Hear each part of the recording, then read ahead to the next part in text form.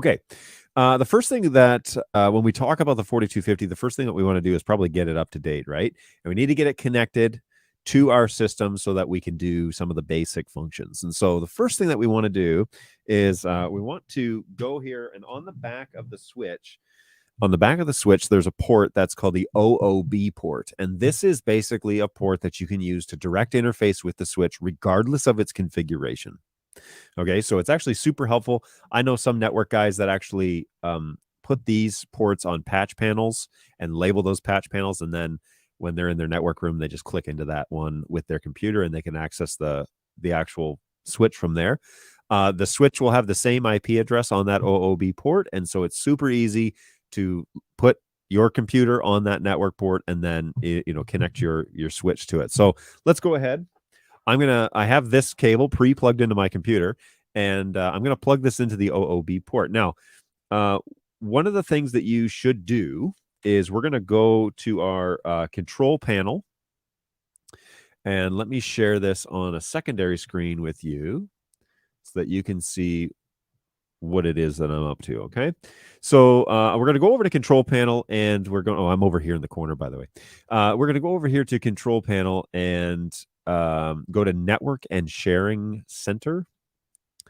And here we are going to go to change adapter settings. Now, for most of you, you won't have like additional network ports disabled and that sort of thing, other than your Wi-Fi, because you're a good NDI guy and you don't use Wi-Fi for NDI. So we're going to watch these network ports, and the easiest way to find out which port is the one that you're using is just all the ones that are currently in disconnect. When you plug this in, it's going to query the, it's going to show activity on it. So what I'm going to do is plug this in into the OOB port, and we're just going to watch the actual network connections here. And boom, there's one that's called internet. And so this one right here, that it appears to be connected to. So this is the port that I want to use.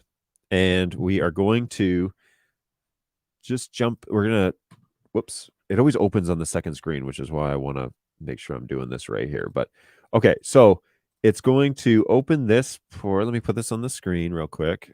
Okay, it's going to open this. If you double click on it, it's going to open this little screen right here, right? Internet status, double click. And we're going to say properties. Bueller. And then we're going to say IPv4, double click on IPv4 and say use the following address. Now we got to put this on the same network as the switch is, right? Now the default as of today is 192.168.0.239. That's the address of the OOB port. So I got to get my computer on that same network. So 192.168, let's say 0.100. Okay, that's a safe number. And then our network mask, if you hit tab and it goes to the next one, it's going to fill it in for a single subnet, so 22255, which is fine. And here, I'm just going to say 192.168.0.239 as the default gateway, which is this switch that we're using, right? So I'm going to go ahead and click OK and click OK. And now our network here is going to identify as network 5 and show that we're connected to a network that's speaking the same language for the most part. All right, so now we got to open up, you can close all these. Now we got to open up Chrome, and I'm going to try and do this inside of an incognito browser. We'll see how this goes.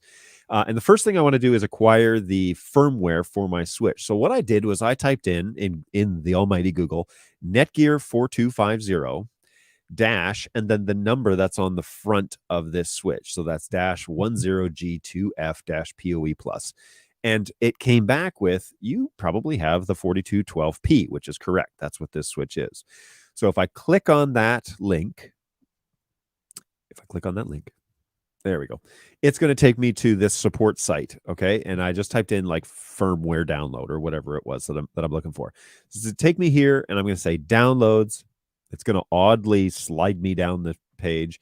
And then here, firmware version 13.0.4.8 for 4250 switches with 16 or less ports. There is my switch right there listed in the details. So I'm going to click download and bring that. Now, I've already downloaded the file. Spoiler alert. Okay, now I'm going to open up a new window, and I'm going to say 192.168.0.239. And it's going to take me to the web UI of this switch. Now, also, spoiler alert, I have already logged into this switch because this is one that we had at NAB that we purchased. So I believe the login and password is just admin admin. Correct me in the chat if I'm wrong, but I believe the default is that. But you can find that in the manual that comes with the switch. So if that's wrong, just look it up in the manual. So I've changed the password on my switches. All my switches have different passwords, and you can click login. Now, this is that user interface that is so legendary when it comes to the 4250 line. And the reason for this is that it's designed to be fairly user-friendly and self-explanatory when we are navigating the web UI of the 4250. So we've logged in. Now, the first thing we want to do is make sure that we're running the latest firmware. Now here, we can already see that we're out of date because firmware version 13.0.2.34, and I believe that it was like 0.4 point something, right? So we want to update that, make sure that we've got the latest. So here, we're going to go to maintenance, and we're going to say upload. And I've downloaded this to my desktop. So here it is right here, 4.8. We're going to say open, and we are going to upload. Now, this is probably going to take a few minutes, but we're going to let the switch do its thing, and it will probably take me back to the login screen when it's finished. Okay, so our web UI did come back eventually. That took a little longer, but hey, like I said in the first section of this tutorial, is switches do take some time to reboot, and so we need to give them the appropriate time to do this. Now, we can verify that our firmware now is correct, so 13.048 is what we are looking at now. So we're running the latest firmware, and that is fantastic. Now, let's start talking about just this dashboard real quick. This is a quick little snapshot as to what this network is doing. We have, in general, just so you understand, we have empty ports on this switch that are not connected to anything yet. We have power on each of these. These are all PoE Plus ports. This is a PoE Plus switch. So we have power available on each of these. However, there is a maximum budget on this switch, and I think is it 150 watts? Is that what this one is? I'm pretty sure it's like 150 watts. So that's not a ton of power. The switch will do what it can to manage, that. And if you have a studio, you're running PoE, and so only issue 15 watts. If you have a camera, that's PoE Plus, that's like 19 watts or more. And so it will do what it can to manage that and make the rest available to the network. But the switch does have a maximum. And so you can't run, 8 4K cameras on this particular switch because you'll run out of power. That's just reality. But know what power budget you have and how much you have to work with, and then give yourself 20%. So the general rule is always give yourself an overhead of 20% on PoE, and everything will hum along just fine, and you won't have brownouts and cameras that are randomly rebooting because they all of a sudden require 19 watts and not 15, and brown out and then go into a reboot cycle. So be careful with your power budget. But this screen shows that I have power available to each of these. It also gives us a nice little quick overview as to what the switch can see about the device. And so tells us how much wattage is actually being used, tells us what VLAN the port is in. It tells us a bunch of things. Now, it also sometimes will tell you what the IP address is of the device that's plugged into this port, and sometimes it will learn the MAC address as well, but sometimes it won't. And so it's not a hard and fast rule. It's helpful, but it's not gospel. And so we need to be kind of careful with that as we go forward. Now, we also have a general overview of our configured profiles. We're going to get into that in a second. And computer companies, networking companies, companies that make stuff like BirdDog, we're getting a lot smarter with showing this stuff so that you can see what's going on your network. And so CPU utilization, how much CPU is being used on this switch, of the onboard CPU inside the switch. I said this one time to somebody. I said, well, there's, managed switches that are like CPUs, and the managed ones will actually manage the CPU usage better than the unmanaged ones. And sometimes the unmanaged ones don't really even have much onboard power. And they were like, switches don't have CPUs. And I was like, yes, they do. They 100% do. So there's CPU in here, and there's also onboard memory. And these are the things that help traffic the data across the network. And so it's important to know that. Finally, on the right-hand side there are actually fans inside this switch. And depending on where you're installing them, you can turn them on full blast, and they sound like real deal fans. I can even do this. I don't know if you'll be able to hear it, but that's a doozy. You would not want to necessarily work in a room with these fans running like this. However, if they're in a headroom or in a closet somewhere or whatever, you could run these at full blast, because sound doesn't matter, and do it that way. So I don't know if you can hear that or not, but it's pretty loud.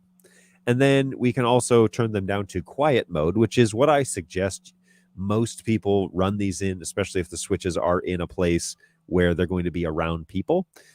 Quiet mode will at least keep the sensors cool, and they will turn up if they if the actual switch heat kind of gets a little too high, and so it will try and keep it quiet at all times. Now, the other mode is off, and this is ideal if you have internal cooling inside your rack, because then the thing doesn't make any sound at all.